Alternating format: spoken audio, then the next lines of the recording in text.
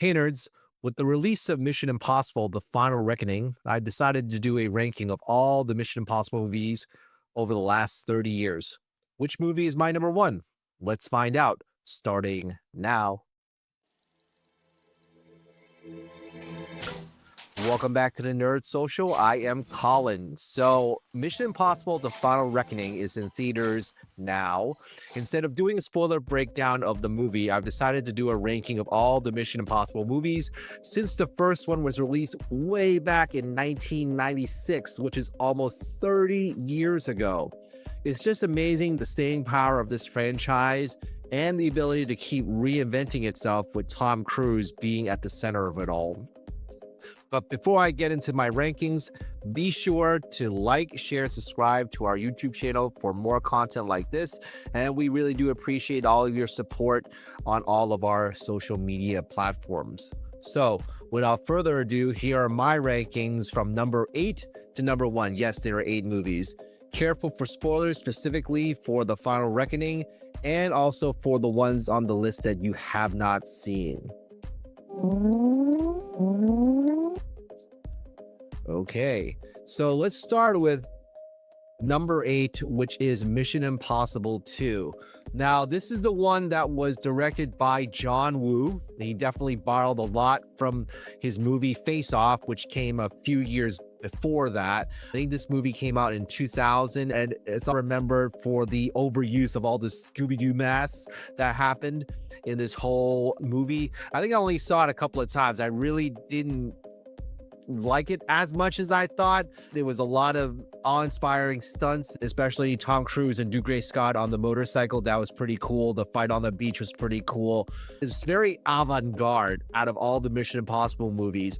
There's some great scenes with the dancing in Spain, but overall, it was pretty bland, to be honest with you. Also, the movie was done during a time when the US audiences were really obsessed with Australia, and also when the Sydney Summer Olympics were being held at the same time. So Australia was like the big thing at that time, and that's why a lot of the movie was set there. Moving on to number 7, Mission Impossible 3. This was the J.J. Abrams directed movie, had a lot of influence in this. He was just coming off of Alias, and so he's putting his stamp on the series.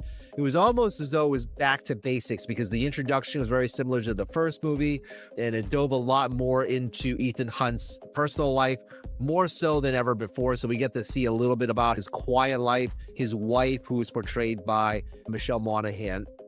The late Philip Seymour Hoffman portrayed Owen Davian. I would think that he is the most ruthless villain in the entire franchise.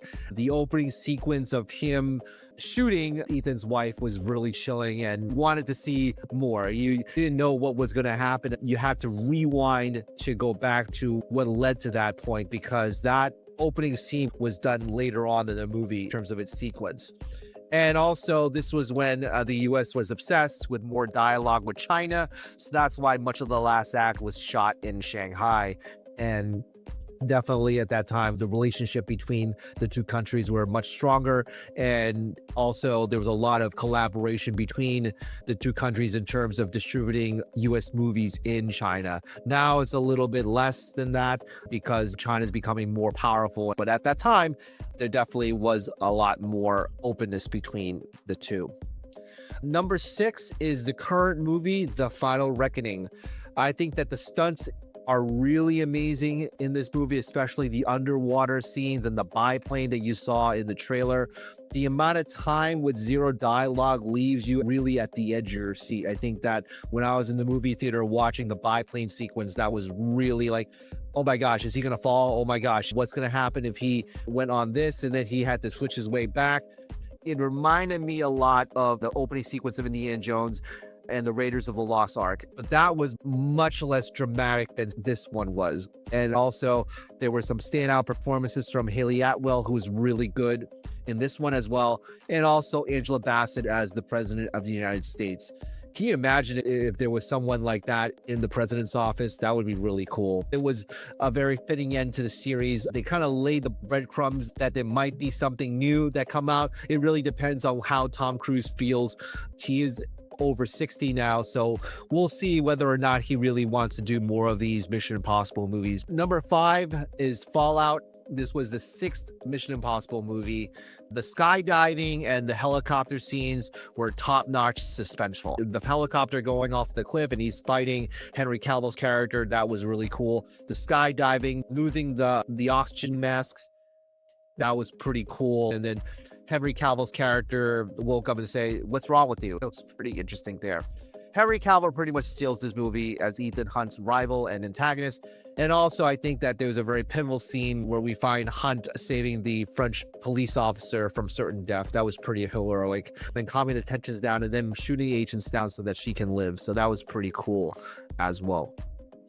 My number 4 is Dead Reckoning Part 1. Yes, they called it Dead Reckoning Part 1 because they thought that the last movie would be Dead Reckoning Part 2. So it's still the title. It was weird. The airport scene at the very beginning was very well done. I think that the cat and mouse between the two were really cool. I think that Haley Atwell was a breath of fresh air to the franchise. She really brought that energy that was really needed as a replacement for Rebecca Ferguson, who's leaving the Mission Impossible series, but also her character died in Dead Reckoning Part 1. The train scene was very pulse pounding. I think that unfortunately, because it was a really great action scene, there was a lot of hype for it. It didn't really make a lot of money because it was released 2 weeks before Barbenheimer came out. So I think that the timing of it really affected Dead Reckoning Part 1, but it was still a pretty effective movie. I think that also the opening scene with the submarine was pretty cool too.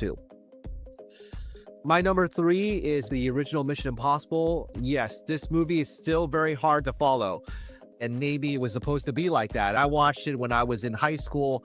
I really liked it. I really liked the speeding bullet train, but also just trying to figure out the mystery of the death of his team. And so that was pretty cool. I think that the original still holds up pretty well after close to 30 years of its release, despite the nascency of the internet and also email. We can make fun of that because it's pretty cool to see where the internet and also email was in the 90s, and also the Apple laptop, which was also part of the cross marketing that they were doing. The CIA vault break-in is still as tense as it was when I first saw it. I think that there are definitely some things that was very funny about it, but also at the same time, it's just very well done overall, that scene, and very memorable, probably near iconic in a lot of ways. My number 2 is Ghost Protocol. This is the one that was directed by Brad Bird, and most underrated of all the movies in this series, especially with the Burj Khalifa scene. This movie does not really get a lot of credit from audiences. Fun fact is that Léa Seydoux is probably the only actor who appeared in both a Mission Impossible and a James Bond movie. You can look it up. She was one of the assassins, and she was James Bond's love interest in the Daniel Craig series as well. And also the comedy is just off the charts because Brad Bird has done The Simpsons before, and also he directed The Incredibles. And so when Benji appeared on the hallway projection screen, that really lit up the audience. I think it was the funniest scene in the entire series during a very tense situation, and also no dialogue during all that, which is really cool to see. And then finally, my number 1 is Rogue Nation. This was the 5th film in the Mission Impossible series. When you think Tom Cruise is doing too many crazy stunts, Burj Khalifa, the CIA vault, him breaking into the Vatican in Mission Impossible 3, he said, "No, I'm going to do more. Let me just hold onto the side of a military plane while taking off and then parachuting off of it with a huge cargo pallet. Yeah, let's just do that instead." So that was a really cool opening scene. I enjoyed this movie from beginning to end. The sequence with the British Prime Minister, I could watch again and again. I watched it many times on YouTube. Every single time, it's just really thrilling. I think the best line of the whole series is in that scene when Alec Baldwin's character said the hunt is a manifestation of destiny and he has made you his mission. So that was really well delivered by Alec Baldwin. And they thought that Jeremy Renner would take over as the main guy, but it really didn't happen for him because we know that Jeremy Renner tried to reboot the Bourne franchise to no avail, and then they tried to get him to do Mission Impossible, no avail. So might as well stick with the MCU.